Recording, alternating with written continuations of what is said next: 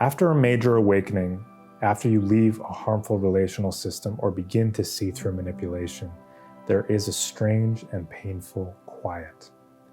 People don't always talk about it, but the truth is that awakening can be profoundly lonely.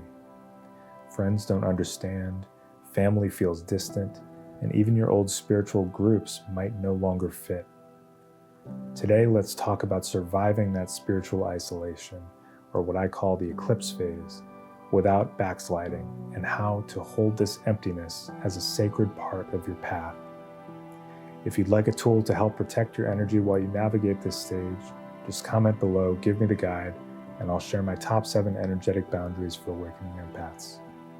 When you break free from a harmful relational system, you don't just lose the toxic parts, you lose the structure, the routine, and even the sense of belonging.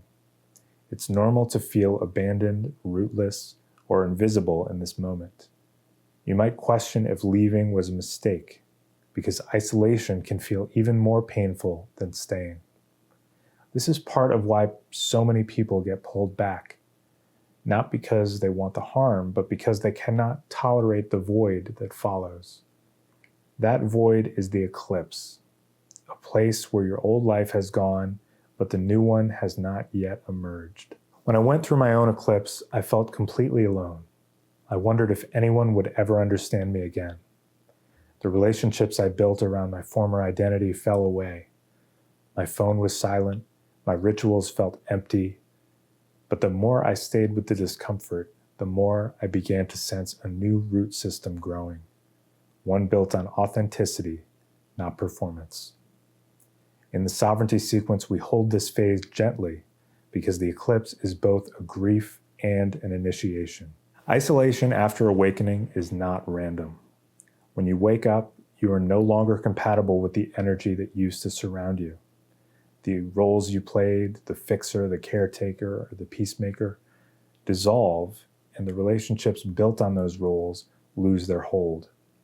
Your nervous system needs this pause to recalibrate. Think of it like a spiritual quarantine. You're preventing the old patterns from reinfecting you while your new self takes shape. If you can hold the loneliness as a sacred space rather than a punishment, you will build a deeper trust in your own presence. So how do you survive this eclipse without falling back into harmful ties? Well, first, name it. I am in the eclipse. That alone removes some of the fear. Second, create small, predictable rituals. This might be a daily walk, a song, a short journal check-in, anything to anchor your days in steadiness. Third, connect with safe others, even minimally. A supportive online community, a trauma-informed practitioner, or a friend who gets it. You don't need many people, just one safe connection can make a huge difference. Fourth, nurture your body. When isolation triggers panic, move, eat, hydrate, and rest. Grounding your physical system helps stabilize your emotional world. Fifth, allow your creativity to lead. Art, music, poetry, or any personal expression can help metabolize the grief of leaving behind a false self. These practices are woven through the sovereignty sequence because no one should have to cross the eclipse alone. Spiritually, the eclipse is holy. It is the womb of your becoming. In the dark, without distractions or applause, you meet the truth of who you are. You learn to befriend your own presence, without performance, without a role, without anyone's permission.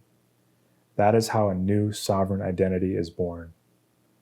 Think of the eclipse as sacred stillness, a cocoon where your next self is forming.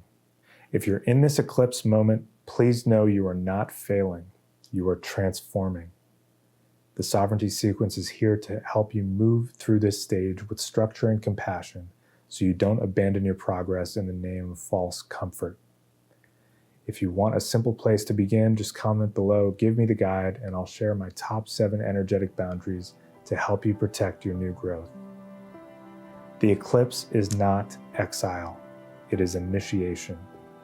Stay with it. And as always, may the shadow wane and the stardust remain.